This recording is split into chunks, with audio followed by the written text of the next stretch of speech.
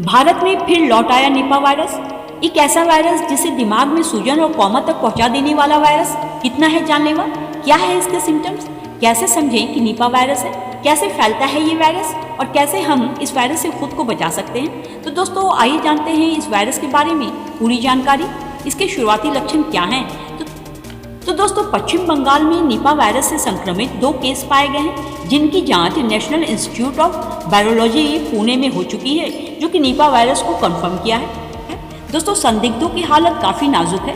तो दोस्तों ये वायरस जानलेवा है और इसके बचाव के लिए अभी तक कोई वैक्सीन भी नहीं बनी है, इसलिए दोस्तों इसके लक्षणों को जानना बहुत ही ज़रूरी है।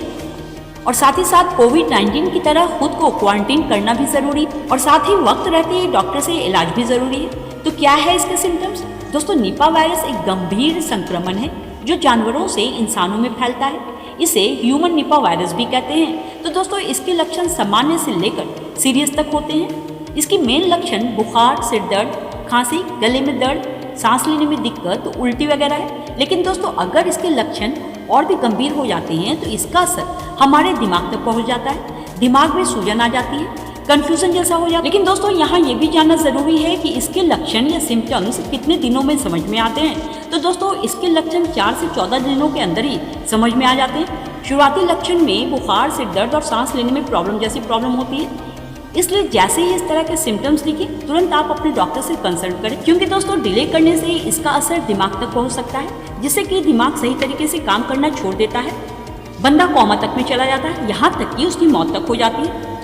दोस्तों निपा वायरस की चपेट में आए लोगों में 40 से 75% मामलों में जान जा सकती है, इसलिए शुरुआत में ही टेस्ट करवाकर इस वायरस को कंफर्म किया जा सकता है, क्योंकि दोस्तों इसके लिए कोई वैक्सीन भी नहीं बनी है, इसलिए इसका इलाज भी बहुत ही सीमित होता है।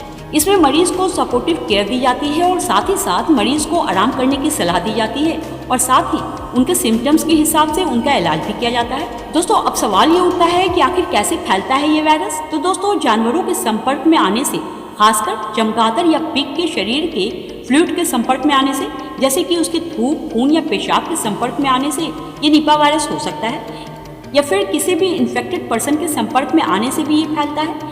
इसलिए अब ये जानना ज़रूरी है कि हम इस वायरस से कैसे बचें। तो दोस्तों इसके लिए खुद को हाइड्रेट रखें, साफ सफाई ज़रूरी है, हैंड वॉश करते रहें, जहाँ पर इस तरह के जानवर हों वहाँ जाने से परहेज करें। साथ ही साथ रॉ फ्रूट्स यानी कि ज़मीन पर पड़े कच्चे फलों का सेवन ना करें।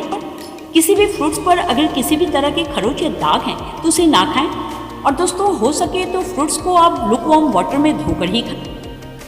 इसके अलावा दोस्तों जैसे ही आपको इसके सिम्टम्स दिखें आप अपने करीबी डॉक्टर से संपर्क जरूर करें। सरकार ने भी 2 हेल्पलाइन नंबर दे रखी है, उस पर जरूर संपर्क कर लें। तो दोस्तों ये थी छोटी सी जानकारी, अच्छी लगी हो तो लाइक से सब्सक्राइब कर लें।